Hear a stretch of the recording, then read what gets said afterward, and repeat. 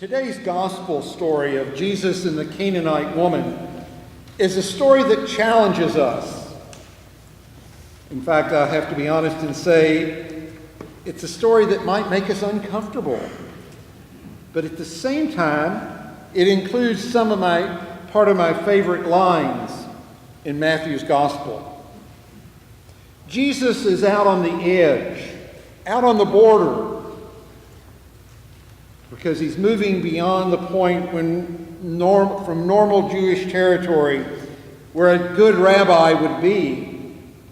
And he's about to step over the line and go over into Gentile territory, into the region of Tyre and Sidon. That's not where a good rabbi should normally be going. Even one like Jesus, who stretches people's minds and stretches their ideas of what it means to be a faithful Jew and challenges their understanding of God. Because Jesus is there on that border and ready to go into where a good Jew would not go.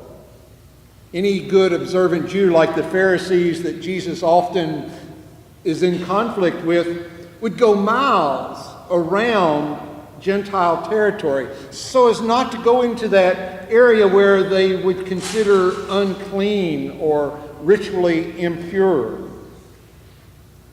Most would go away, and Jesus is intentionally entering into that place.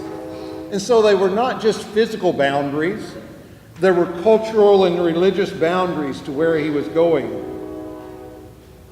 I can't get used to the train coming through right in this sermon.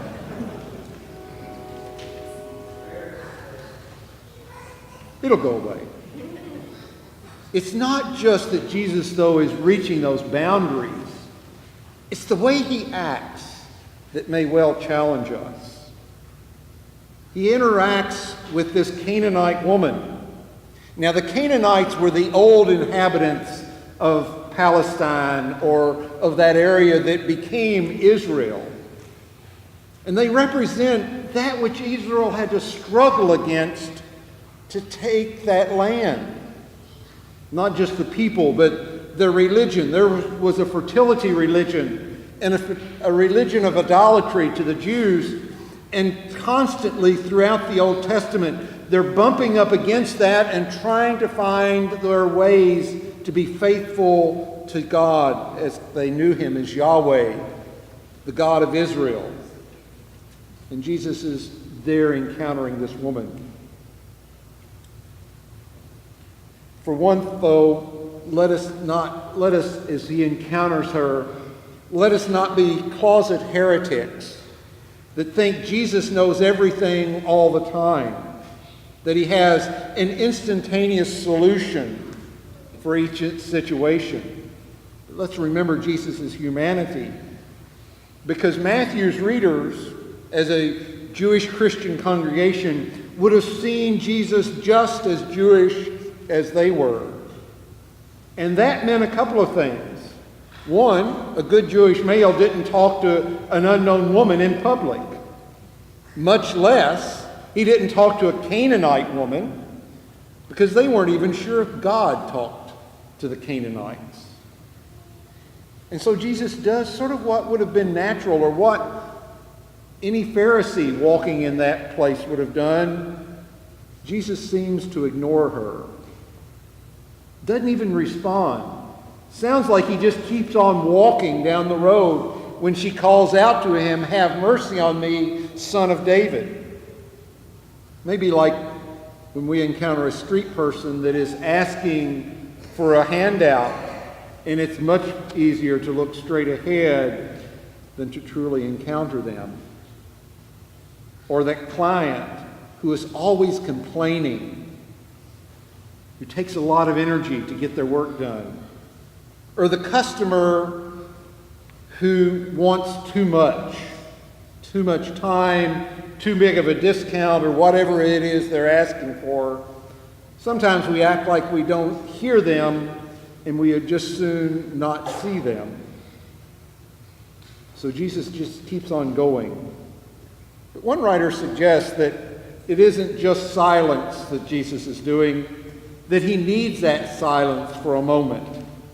That even the Savior of the world has to search his soul for how will he respond to this Canaanite woman. It might be that he is trying to see what his own thoughts ought to be. And does that which has been teaching others really work? Does it work under all circumstances? In the silence of those footsteps, Jesus may have been listening to his own heart and listening to God. He had been teaching God's love and forgiveness, God's reconciliation and mercy, and now he's going to have to act on that. Thomas Merton, in one of his writings, said, "It is in that deep solitude and silence that I find the gentleness which with I can truly love my brother or my sister." It's being silent that we can find the gentleness and the love that we need to show mercy. So finally, Jesus speaks, and he says the words we're told, "I have come only to the lost sheep of the house of Israel." Now, we may wonder, who is he talking to? It may be sort of like what we would do with that person that wants too much time or demands too much energy. It may be sort of saying, it's not my responsibility. Every one of us have been someplace that we were trying to get a problem fixed, and what we get is, you'll have to go to the next desk. Call back later when John is here. He can solve your problem for you. Or you'll have to go to another office, and another office, and another office. I sometimes think on the phone, they're just hoping we will give up, hang up, and go away. That's sort of Jesus' response. It's not my responsibility. I was sent only to the lost sheep of the house of Israel. But who is he addressing really? Is he talking to that woman and that way shooing her away? Or is he reminding his disciples that slightly before this he had told them, now when you go out on your mission, go to the Jews. Don't go anywhere into those Gentiles. Or is he reminding himself?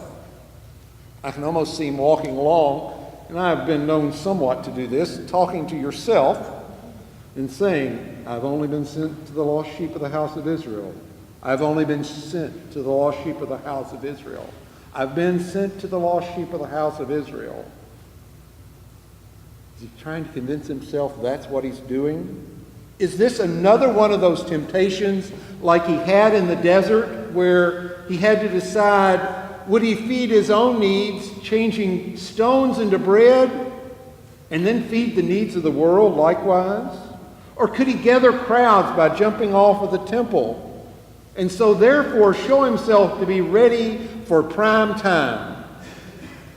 Or could he just take power that the world understood then, and it seems like the world still believes that's the way to get ahead? Take the power and show him that he was the Messiah? Is it a new temptation to move beyond what he understands as his ministry to the lost sheep of the house of Israel? That's a danger every one of us has at times.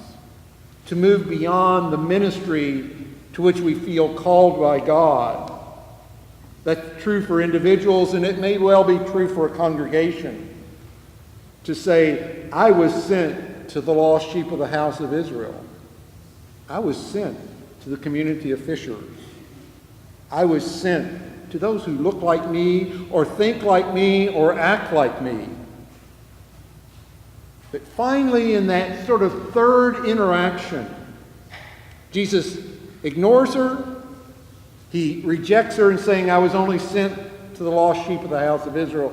And finally, in that third one, the woman will not let go. She's like a dog that grabs a hold of a bone. She got in front of him, knelt down, and begged.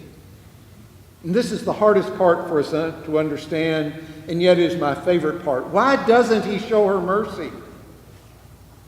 Why didn't he just heal? And what he says is that you can't take the children's bread and throw it to the dogs. You can't take what is intended to feed and to care for the house of Israel and just throw it out to the Gentiles, seems to be what he's saying. But she still won't let go, and this is where that tit for tat comes in. She tenaciously grabs a hold of him and says, yeah, but the dogs get the crumbs under the table. She won't let go. And there Jesus sees, I think, her tenacity, her determinedness, and he sees her faith.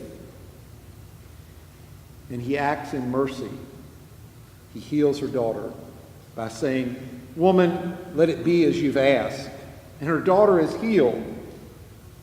And in that healing, the limits are pushed back. The boundaries that were there of culture and religion, and even the physical boundaries, are pushed back, and the door is opened.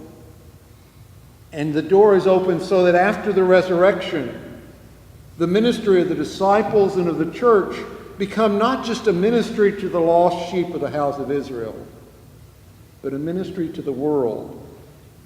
So much so the door is open so wide, even those who try to close it back, in the end, you and I get invited in. Paul can say he's the apostle to the Gentiles. The church has moved beyond what they had expected. That's where the real challenge for us comes. To move beyond our known ministry, to move beyond our comfort zone. This morning at 9 o'clock, the vestry began presenting some initiatives for the ministry and work of this church. As Brian said, it's a document about change. I had no idea that was going to go on this morning, and yet it also is what we're speaking about. To extend our ministry a little further. To start by doing what Jesus did, to listen in silence.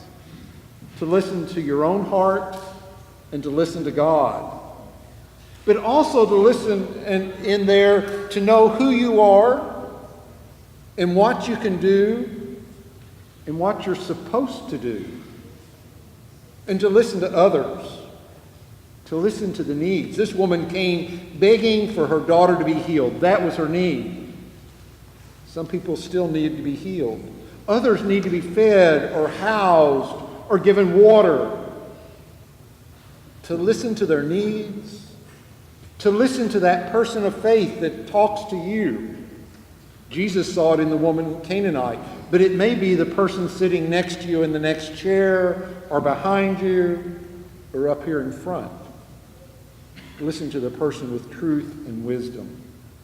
And in that, be willing to be stretched. Even before I got here, I knew that Father Mike and the vestry want you to remember as a congregation who you are as Holy Family and who you are as an individual and what your ministry is and what your identity is.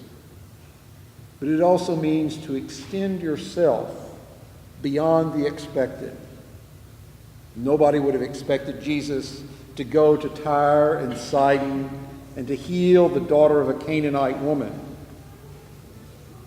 But he said yes. Now, it won't happen every time. Every congregation is presented more opportunities for ministry than you can fulfill. And sometimes you may finally say, no, we can't do that.